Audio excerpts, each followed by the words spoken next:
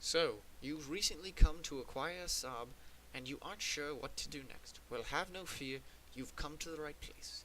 These are 5 steps how to Saab. Step 1. Learning how to start it. As the saying goes, before you can learn to walk, you must first learn to crawl. Well, for a car, that goes, before you can drive, you have to learn to start it. And for some reason, Saab's decided to put it in the middle. So when you first acquire your Saab, you must learn for about 15 to 20 minutes how you can even start your vehicle. This may take some time, but don't worry, you'll find it. Just keep trying. It's going to have to go in somewhere. Yes, somewhere in your vehicle that plugs in. No, not there. Not there. You will get it. That's the lights. That's an air vent. Don't look like that. None of those buttons will do a thing to start your car. But don't worry, you'll get it soon. The lights are not the effect. Almost. Almost. No, that's not it. Try looking more towards the middle. Down. Down. There it is. Good job. And now we are ready to start the car and drive. Now comes step 2. Learning to work on your car. As you may have realized when you bought the Saab, there are no longer any more Saab dealerships or mechanics, meaning any and all maintenance must be done by you. And as you will soon come to learn, Saab was built by GM, but their engineers decided that they wanted to do something different, and decided to use 1,000,005 different screws, and for some reason put the oil in the middle of the engine. This is going to take a bit of a learning curve to figure out where everything is, but over time you will learn to master your car. However, today may not be that day. Now you may want to be careful where to reach because some parts can get extremely hot. However, eventually you will learn how to work on your car. It will take some time and fiddling, but eventually you'll learn to get it. Don't worry.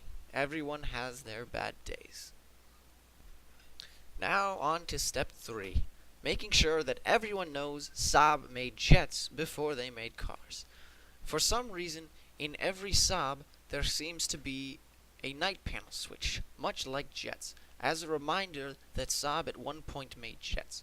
So make it as clear as possible to remind everyone that Saab made jets by showing off the night panel and anything else possible to use. You could even go the extra mile and print off some papers to remind everyone that Saab was born from jets. That'll do right there nicely. Let's get those printed.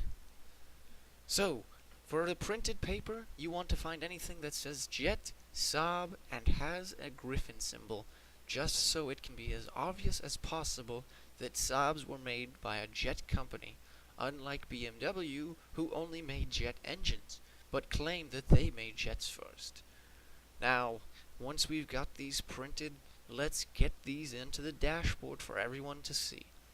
Now it's key that you always keep these in your dash so everyone can know Saab was born from jets. Good job.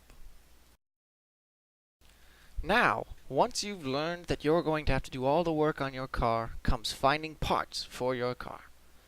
Now, you're going to have to do some maintenance on your own, and this is going to require some special parts. And unfortunately, having a car that no longer exists means you're going to have to spend quite some time searching for parts across the internet. And I mean quite some time indeed. Eventually, when you do find that part, you may come to a sad and sudden realization about finding parts for your Saab. That even though you found it on a website, it's no longer available and has not been restocked. Good luck with that. Now that you've accepted your car no longer exists, it's time to use that to your advantage and strut your stuff. See, now that you have a Saab that no longer exists, many people are going to want to know what kind of car that is. and you can use this to your advantage. First, scope out a good spot and wait for a target. When this target approaches, they're going to know what kind of car you drive, and you're going to tell them exactly that. It's a four-door Lamborghini, and he's lucky he caught you on a good day and you won't beat him in a race. By using these 5 steps, you'll find you'll have a much better time with your Saab, and you'll fully appreciate it for what it is, even if it no longer exists.